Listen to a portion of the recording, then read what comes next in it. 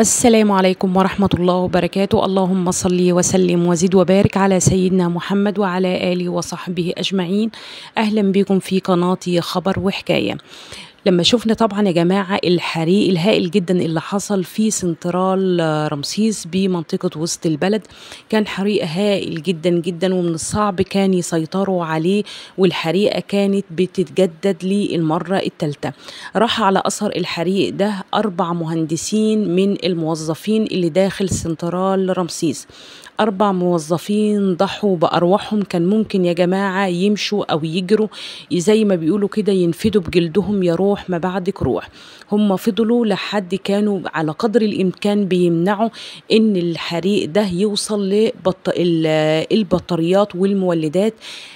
قالوا يا جماعة لو الحريق كان طال البطاريات والمولدات دول كان حصل انفجار كارثي أدى إلى آلاف من الضحايا والوفيات. ضحوا بأرواحهم شهداء الواجب وشهداء الوطن وشهداء لقمة العيش، بجد رحمهم الله رحمة واسعة يا رب العالمين وأسكنهم فسيح جناته.